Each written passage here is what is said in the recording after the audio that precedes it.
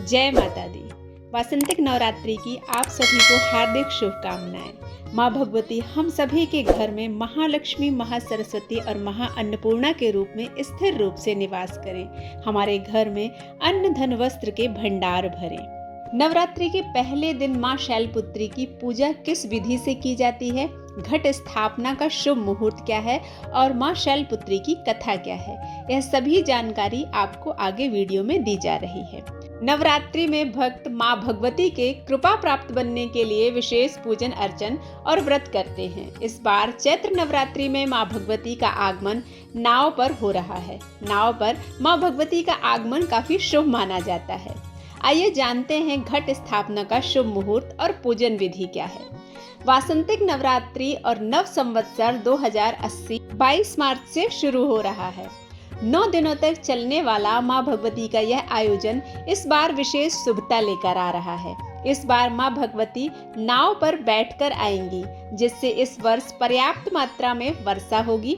साथ ही लोगों के धन धान्य से परिपूर्ण होने के योग बन रहे हैं। शुभ योग में आने वाली यह नवरात्रि साधकों के लिए अत्यंत शुभ है। इस दिन लोग माँ भगवती का आवाहन और कलश स्थापन कर पूजा व्रत आदि करते हैं। वहीं घट स्थापना का शुभ मुहूर्त सुबह 6:24 से लेकर 7:29 तक रहेगा। इस बीच हमें घट स्थापना कर लेना है। चैत्र नवरात्रि में माँ दुर्गा के 9 स्वरूपों की पूजा की जाती है। नवरात्रि के पहले दिन माँ शैलपुत्री का पूजन अर्चन करने का विधान है। माँ शैलपुत्री हिमराज की पुत्री है, जिनकी पूजा करने से घर में स्थिरता आती है। नवरात्रि के पहले दिन माँ शैलपुत्री की कथा सुनने और विधि विधान से पूजा करने से माँ शैलपुत्री का विशेष आशीर्वाद प्राप्त होता है। नवरात्रि के पहले दिन सुबह जल्दी उठें और स्नान के बाद साफ सुथरे कपड़े पहनें। इसके बाद चौकी पर माँ दुर्गा की प्रतिमा और कलश स्थापित कर व्रत का संकल्प लें। माता रानी के 9 स्वरूपों का ध्यान कर उन्हें प्रणाम करें। पहले दिन की अधिष्ठात्री देवी माँ शैलपुत्री को सफेद कपड़े अर्पित करें, कथा का पाठ करें और आरती कर पूजा संपन्न करें। माँ शैलपुत्री को सफेद रंग बेहद पसंद है। ऐसे में उनकी पूजा के दौरान सफेद फूलों का इस्तेमाल जरूर करें। पूजा में माँ शैलपुत्री को सफेद रंग के वस्त्र अर्पित करना बहुत शुभ माना जाता है। इसके साथ ही माँ शैलपुत्री को दूध, मेवे आदि से बनी सफेद रंग की मिठाइयों का भोग भी लगाया जाता है। माता शैलपुत्री के पूजन के समय इन मंत्रों का उच्चारण करना चाहिए। ओम देवी शैलपुत्रे नमः, वंदे वांछित लाभाय चंद्रार्थ कृत शेखराम, वृषारूढ़ा शूलधराम शैलपुत्री यशस्विनीम, या देवी सर्वभूतेषु शैलपुत्री रूपेण संस्थिता, नमस्तस्यै नमस्तस्यै नमस्तस्यै नमो नमः। नवरात्रि का पहला दिन माँ दुर्गा के भक्तों के लिए बहुत खास होता है। अधिकांश भक्त भले ही पूरे 9 दिन उपवास ना रखें, लेकिन पहले दिन का व्रत सभी रखते हैं। नवरात्र एक ऐसा पर्व है जिसके पूरे 9 दिन अलग अलग देवियों का पूजन होता है। पहला दिन माँ शैलपुत्री का माना जाता है। वृषभ पर सवार माँ शैलपुत्री एक हाथ में त्रिशूल और एक हाथ में कमल लिए हुए हैं। माता शैलपुत्री को गाय के घी से बना हुआ प्रसाद अर्पित करना चाहिए। ऐसा करने से आरोग्यता प्राप्त होती है। माँ शैलपुत्री की कृपा से सुख शांति और समृद्धि बनी रहती है। शास्त्रों के अनुसार देवी जब हाथी पर सवार होकर आती हैं तो वर्षा ज्यादा होती है, और घोड़े पर सवार होकर आती हैं तो पड़ोसी देशों से युद्ध की आशंका बढ़ जाती है। देवी नौका पर जब सवार होकर आती हैं तो सभी के लिए सर्व सिद्धिदायक होता है। और माता रानी जब डोली पर सवार होकर आती हैं तो किसी महामारी से मृत्यु का भय बना रहता है। नवरात्रि के पहले दिन माँ शैलपुत्री की पूजा की जाती है और उनकी कथा का भी श्रवण किया जाता है।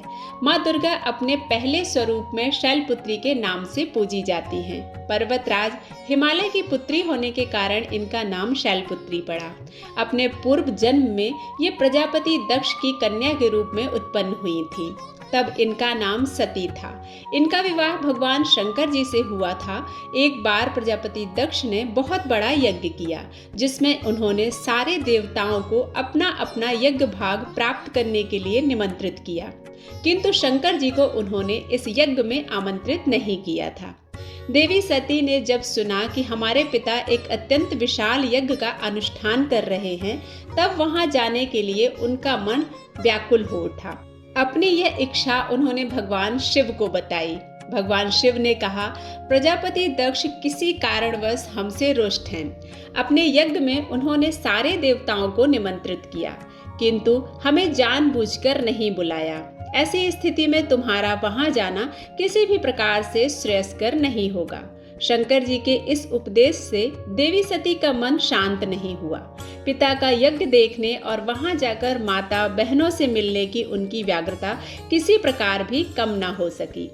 सती ने पिता के घर पहुंचकर देखा कि कोई भी उनसे आदर और प्रेम से बातचीत नहीं कर रहा है। केवल उनकी माता ने ही उन्हें स्नेह किया, गले से लगाया और प्यार किया। परिवारजनों के इस व्यवहार से देवी सती को बहुत क्लेश हुआ। उन्होंने यह भी देखा कि वहां भगवान शिव के प्रति तिरस्कार का भाव भरा हुआ है। दक्ष ने उनके प्रति कुछ अपमानजनक वचन भी कहे। यह सब देखकर सती का हृदय ग्लानि और क्रोध से संतृप्त हो उठा।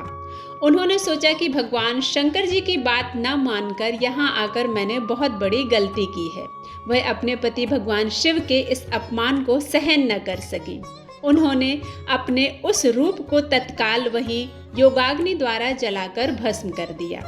वज्रपात के समान इस दारुण दुखद घटना को सुनकर शंकर जी ने क्रुद्ध हो अपने गणों को भेजकर दक्ष के उस यज्ञ का पूर्णतः विध्वंस कर दिया। सती ने योगाग्नि द्वारा अपने शरीर को भस्म कर अगले जन्म में शैलराज हिमालय की पुत्री के रूप में जन्म लिया। इस प्रकार वह शैलपुत्री नाम से विख्यात हुई। पार्वती हेमवती भी उन्हीं के नाम हैं। इस जन्म में भी शैलपुत्री देवी का विवाह भी शंकर जी से ही हुआ। माँ शैलपुत्री का वास काशी नगरी वाराणसी में माना जाता है। वहाँ शैलपुत्री का एक बेहद प्राचीन मंदिर है, जिसके बारे में मान्यता है कि यहाँ माँ शैलपुत्री के सिर्फ दर्शन करने से ही भक्तजनों की मुरादें पूरी हो जाती हैं। कहा तो यह भी जाता है कि नवरात्र के पहले दिन यानी प्रतिपदा को जो भी भक्त माँ शैलपुत्री के दर्शन करता है, उसके सारे वैवाहिक जीवन के कष्ट दूर हो जाते हैं। चूंकि माँ शैलपुत्री का वाहन वृषभ है, इसलिए इन्हें वृषारूढ़ा भी कहा जाता है। उनके बाएं हाथ में कमल और दाएं हाथ में त्रिशूल रहता है।